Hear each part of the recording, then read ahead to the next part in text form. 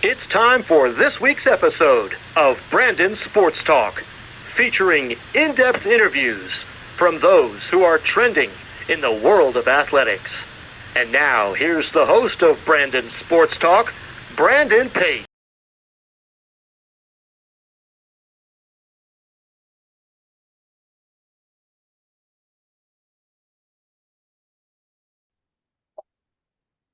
Welcome back to Brandon Sports Talk. In today's episode, I have the privilege to interview the Cal State Northridge head women's golf coach, Coach Michelle Winkler. How are you doing today? I'm doing well. How are you? I'm doing good. Can you talk about how you knew that you wanted to get started in coaching in college women's golf? Yeah, so I pretty much knew I wanted to be a college golf coach when I played in college. And so I studied sport management. And so the reason why I wanted to get into college coaching is just because I love people and I love helping people and making an impact on their lives. And I figured this would be the best way to do it. Of course, what was your experience like getting to play collegiate golf for Xavier? It was great. So I had a team full of people from the Midwest. I had a Canadian teammate and some others from, the South.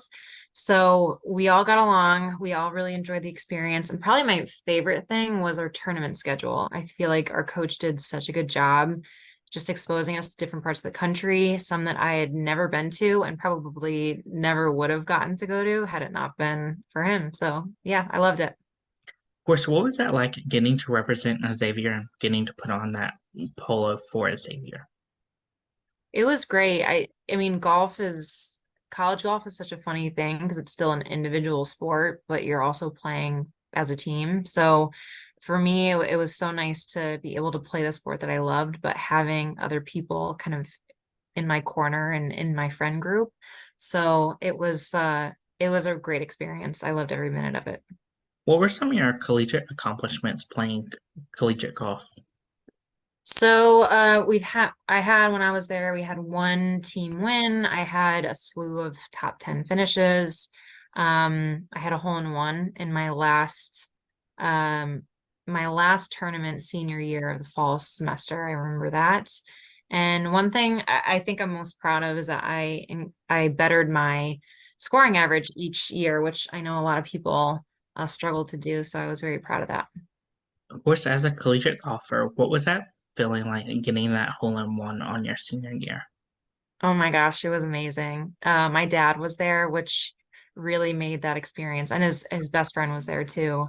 So that really made the experience. But I think the coolest thing about it was a slam dunk hole in one. So it was like right on the fly, destroyed the back half of the cup, and it was so cool. And that was my first one as well. So to do it in competition, and obviously when I was still at Xavier, it was kind of the icing on top of the cake.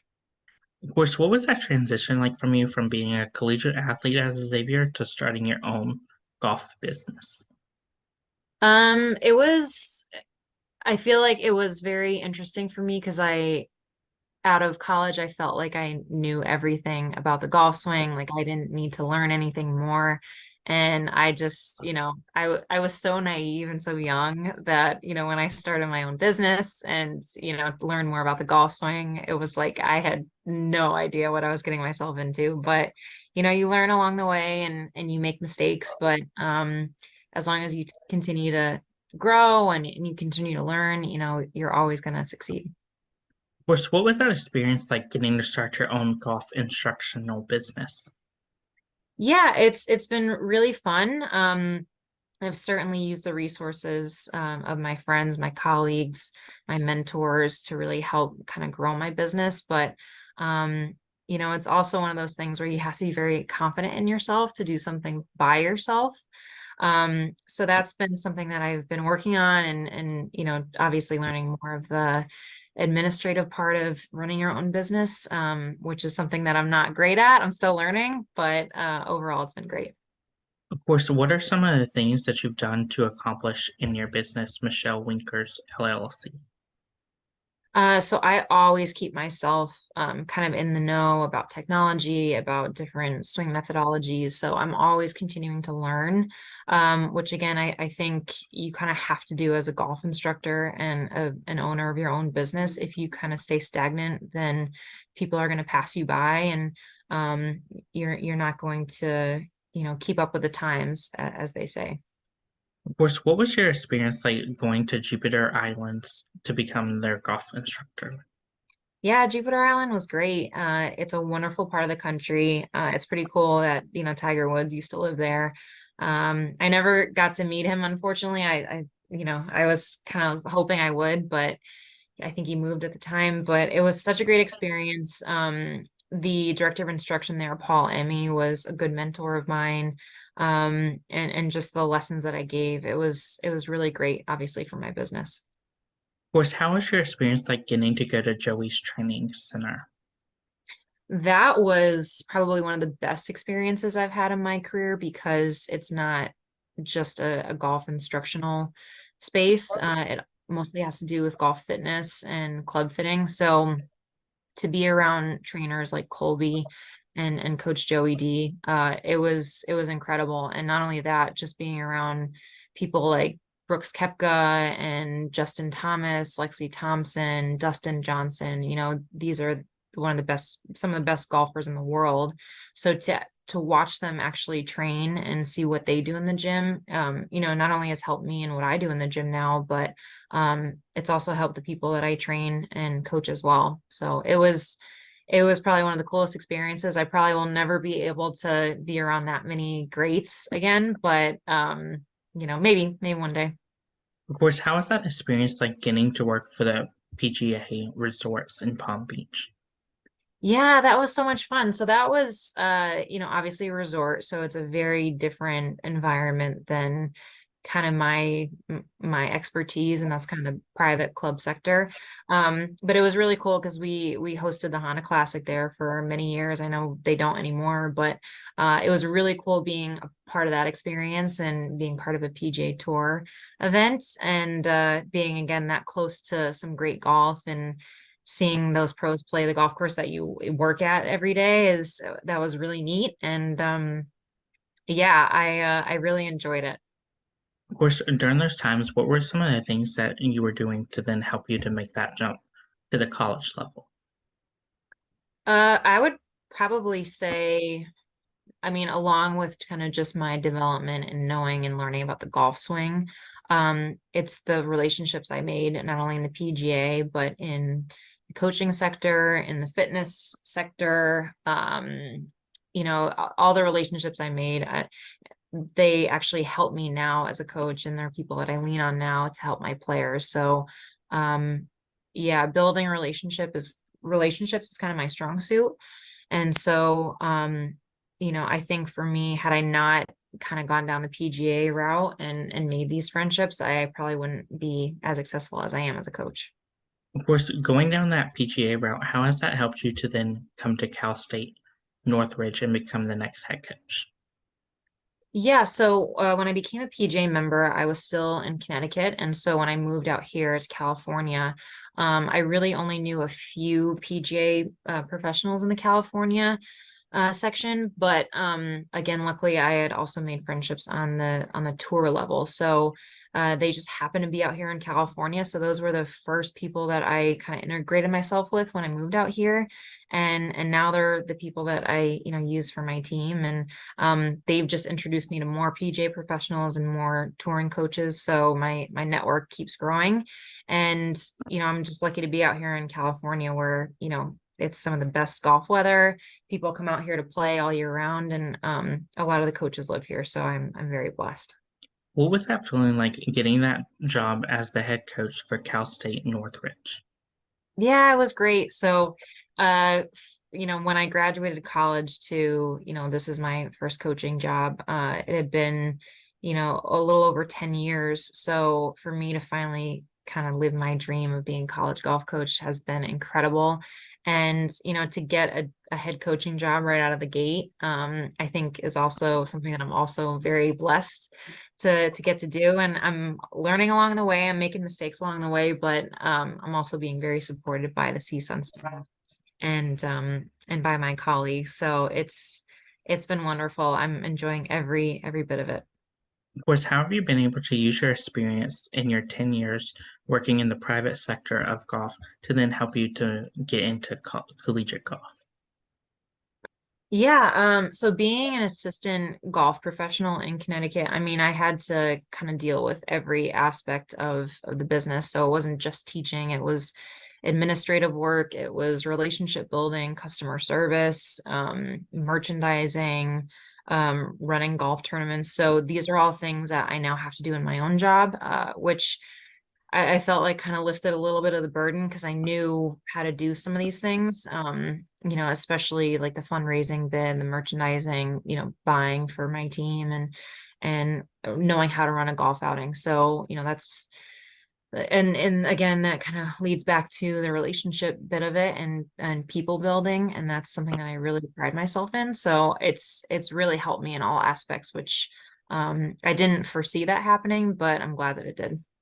What was that feeling like getting announced to become the next head coach for Cal State Northridge? At first, it was a little scary because again, this is kind of my first job as a college golf coach, and it's at the D1 level. So it was a little scary because you're stepping into unknown waters. But I again, I have so many friends in this industry, and they've all backed me and supported me. And these are people that I still go to help me with things and ask questions. So I'm getting help behind the scenes from these people, and they're so nice to help me and do so. But now that it's been over a year that I've been here, I've kind of ease myself and calm myself down, and now we're getting ready to get into business and really develop and grow the program. Of course, as you talked about that, what has that been like, obviously being known as a D1 head coach? Yeah, it's great. I mean, I know, from my experience playing at the collegiate level, I'm familiar with the territory, but once you actually step into the shoes of a head golf coach, you like understand the weight of, wow, like I'm responsible for these human beings. And I'm the one that they look to be developed and to go to for anything, whether it be obviously their golf or their academics, but if they're homesick. So it's a lot of responsibility when you really look at it, but at the same time it's such a fun job because that you're going to be one of the few people that are really influencing their lives at a critical time in their lives as well. I mean, transitioning from being a teenager to a young woman is it's a critical time in their life. So I'm glad to be one of the few kind of influencing them. What has that feeling been like to get to put on that Cal State Northridge polo and get to represent them as a coach? Yeah, it feels at times heavy because again, you're the leader of the program, so whatever happens, it's a reflection on you and how you are as a coach. But I also think that's why I wanted to become a head coach, is because I wanted that responsibility and I wanted to prove to people that, I can not only better their lives, but start winning. So it's heavy at times, but again, it's a fun role to be in, and it's a fun title to have. And I'm looking forward to meeting new student athletes and continuing to grow the program. Can you talk about, of course, the culture that you've started to build for the Northridge women's golf program? Yeah, so we abide by three values. That's commitment, cooperation, and communication. And so, I believe that how you do anything is how you do everything. So, if we look at these three values and we really put every ounce of effort into these three values on a day-to-day basis, not only in ourselves and our academic lives, but in our golf games, the results will come. And so I feel like the culture that we're trying to establish at CSUN is not really results based, it's more process based. And and the way that I see it is, if you're stepping out onto the golf course every day, if you're going to the classroom every day, putting in your best foot forward and your best effort, then the results will come. But if you're focusing so much on the results, you're kind of missing the whole point, and you could just be going through the motions. And I don't really think that's how the greats, get the job done. So it'll take some time, but we're definitely headed in the right direction. Of course, as a head coach, do you have any game day routines and rituals that you do before tournament matches? Yeah, so we always have a team meeting beforehand, and it's just a very, casual small huddle where we all kind of go around the circle and talk about what we're grateful for. We do our stretching routine, and we do a putting routine before every tournament match. And the reason why we do that is just to keep a routine, so we kind of know what's going in front of a tournament match. We're not kind of scrambling our brains thinking about, okay, should I be doing this or that? We have a routine set in place. But one of the main reasons why we go in a huddle and we talk about what we're grateful for is because, sometimes we focus so much on, what's about to happen. We're about to play golf against really competitive student athletes, and that can kind of scare us a little bit. So if we just kind of take ourselves back a little bit and think about, okay, like, wow, we're blessed enough to be able to play golf. We're healthy enough to play golf. We're getting to play on these wonderful golf courses. Like, that's what it's all about. So, I think it's a great game day ritual, and the team has definitely seen improvement from it. Who are some of the teams that you face in your conference each week? So some of the main ones we play against are, our competitors in the Big West, just Cal State Fullerton, Cal State Bakersfield, Long Beach. But we also see a lot of teams from Utah and from Wyoming, other schools from California. So kind of all over. But my goal is to start exposing my team to different parts of the country. So, more East Coast teams, whether that be in the Northeast or the Southeast, and more Midwest schools. And yeah, hopefully by doing this, we'll see, different ways how to play golf, but different environments how to play golf, and maybe start to meet and make new friends. Of course, what is that like, obviously getting to compete against some of those teams like Fullerton versus competing against some teams in the East? Yeah, I mean, I think for us now, I mean, the Cal State Fullerton coach, she's one of my best friends. So it's nice to see familiar faces each week and, really start to see how our games stack up against them and some other the big West schools. But I think it's really refreshing to compete against some East Coast schools because their climate and their environment and how often they actually get to play golf compared to us is totally different than how we play and how we compete. So I think it's a great learning experience as well. Little things how they maybe go about their short game or their course strategy, I think is definitely different. So but it's all a great learning experience. Of course, as a head coach, how are you able to keep your team motivated from when y'all play on the Central Time versus coming over to the East Coast and playing on Eastern Standard Time?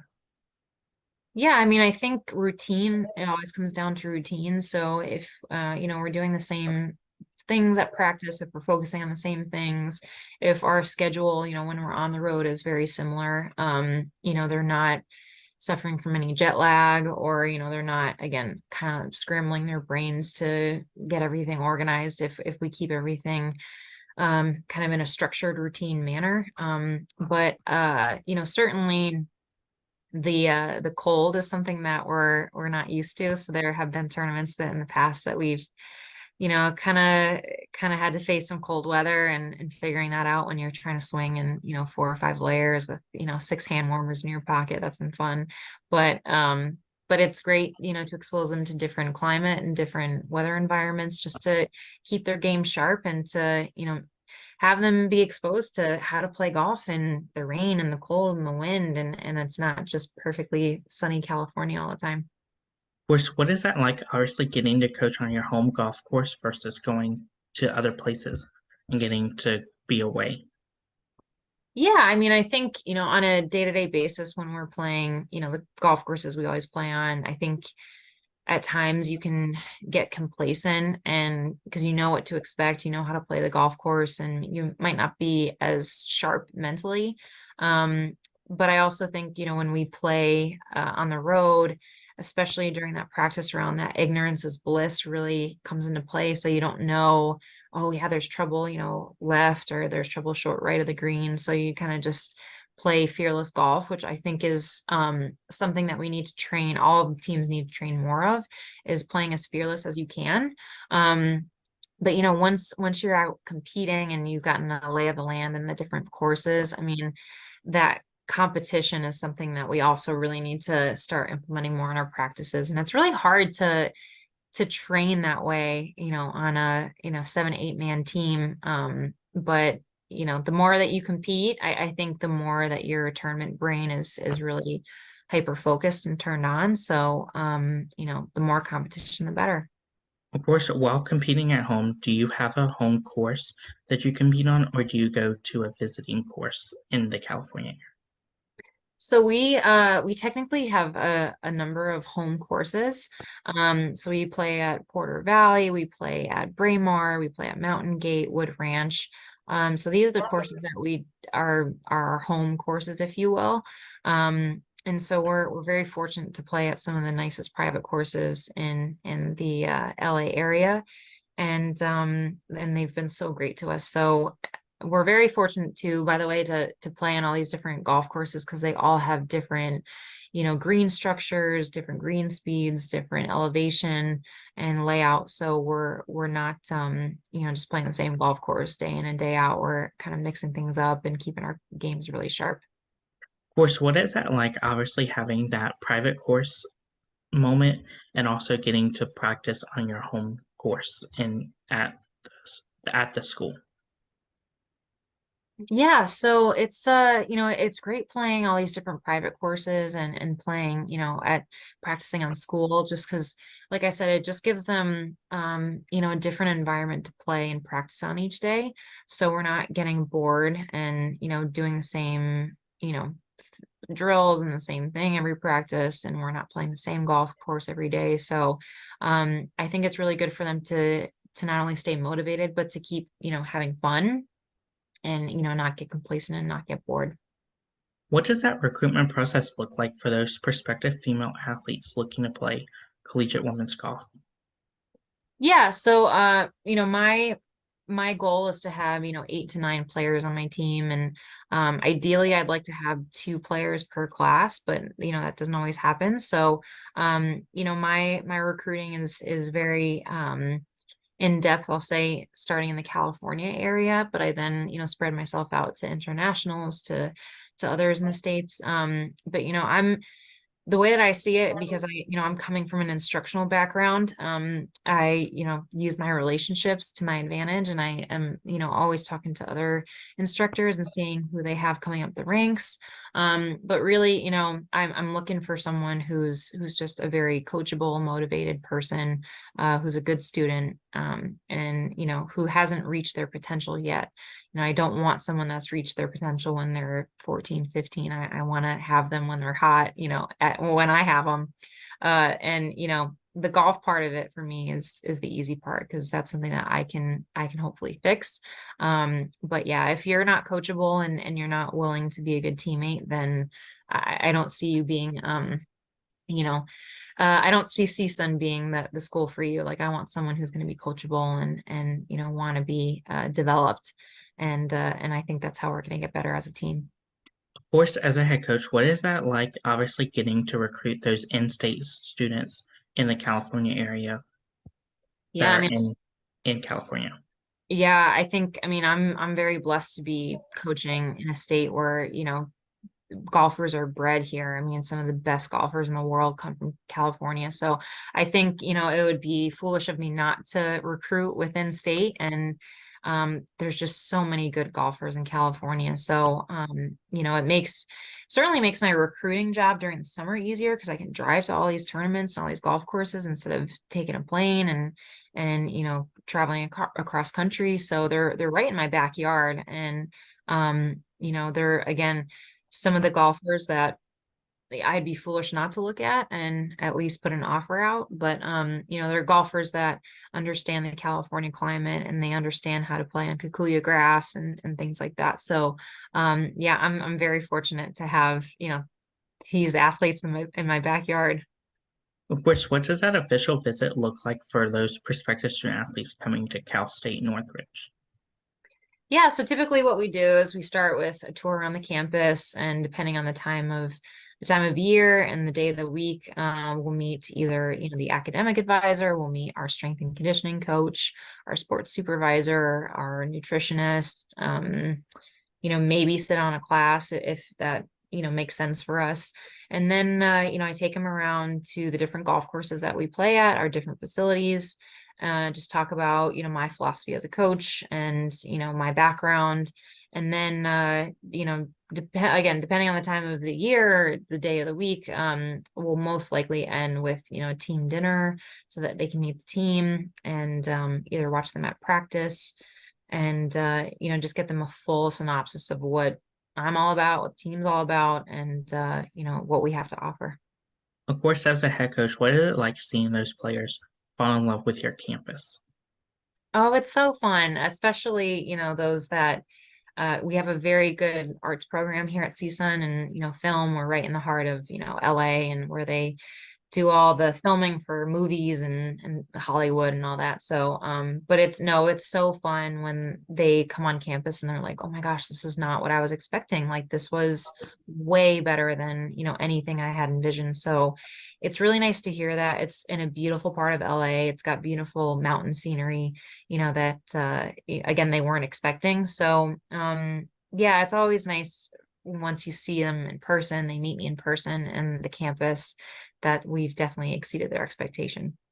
Of course, as a head coach, what is it like seeing those players on freshman year get to put on that uniform for the first time versus your seniors putting it on for the last time?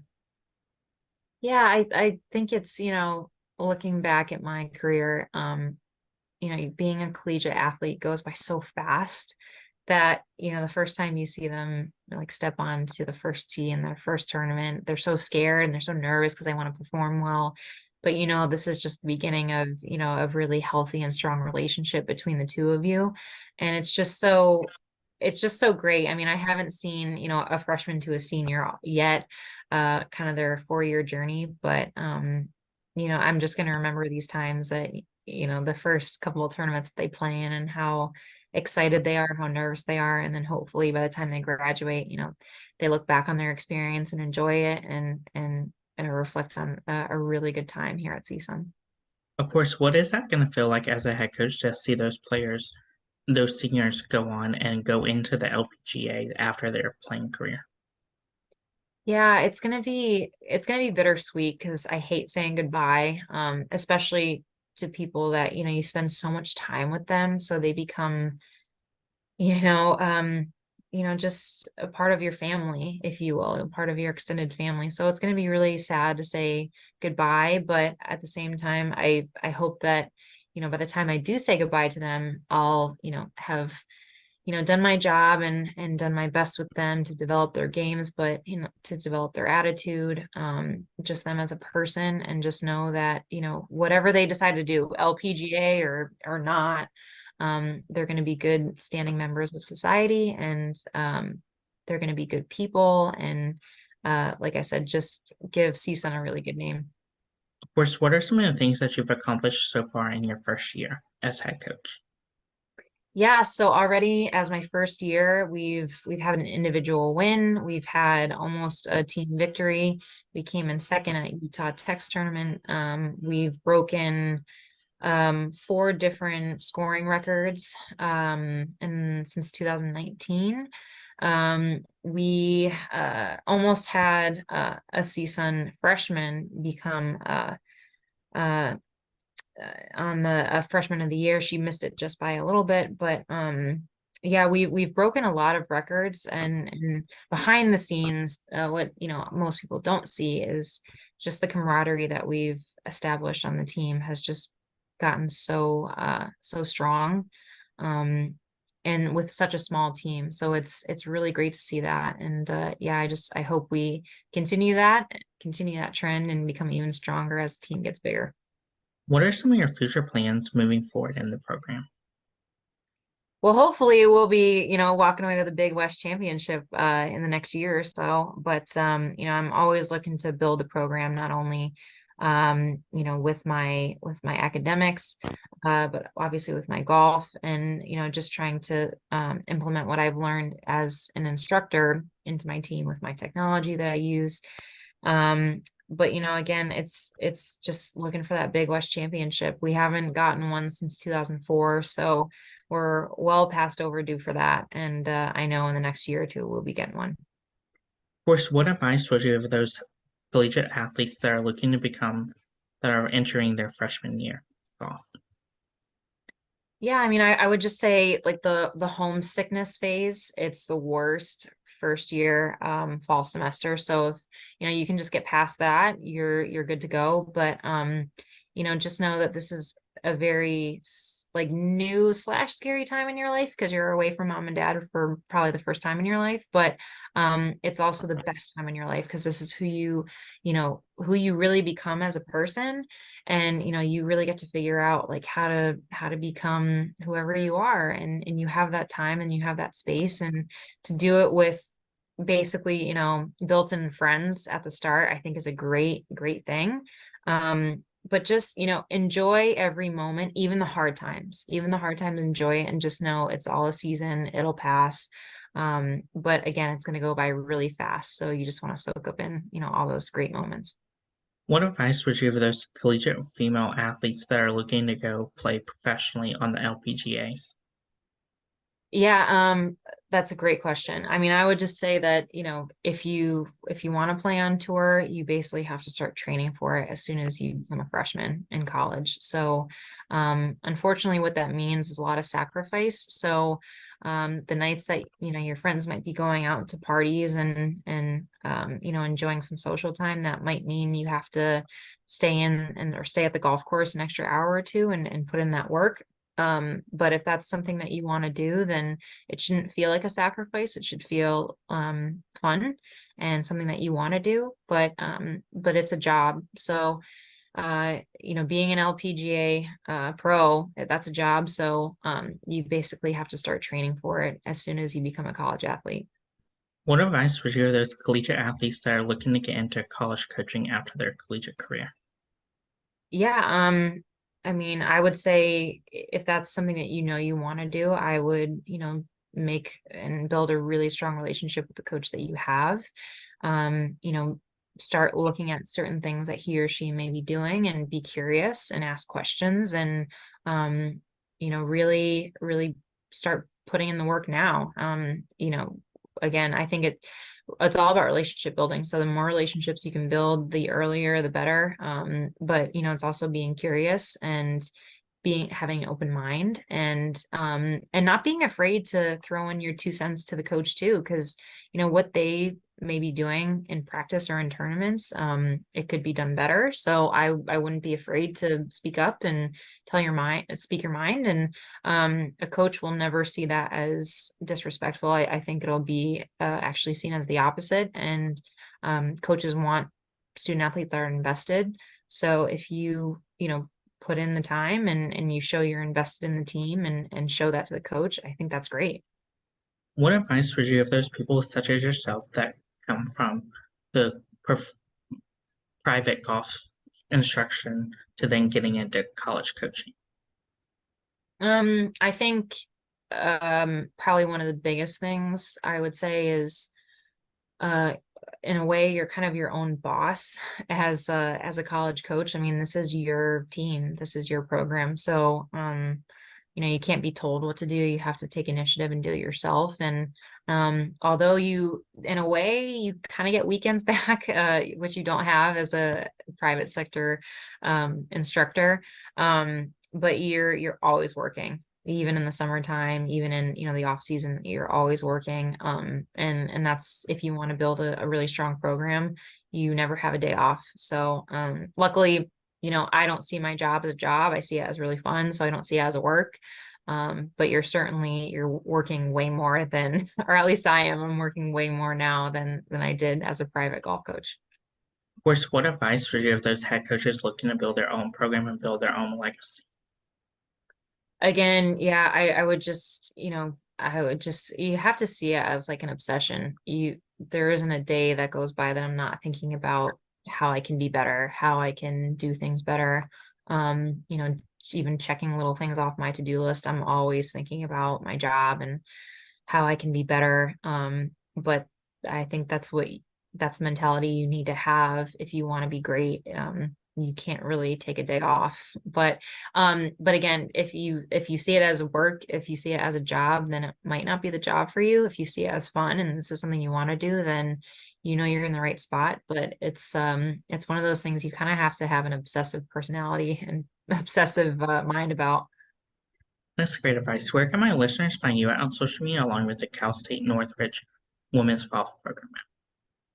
Yeah, so you can find me on Instagram at winksgolf11, and you can find me at CSUN Women's Golf on Instagram as well. I also have my own YouTube channel if you want to check me out, Michelle Winkler, and I have my own website at michellewinklergolf.com. Where can my listeners find Cal State Northridge Women's Golf Program at on social media?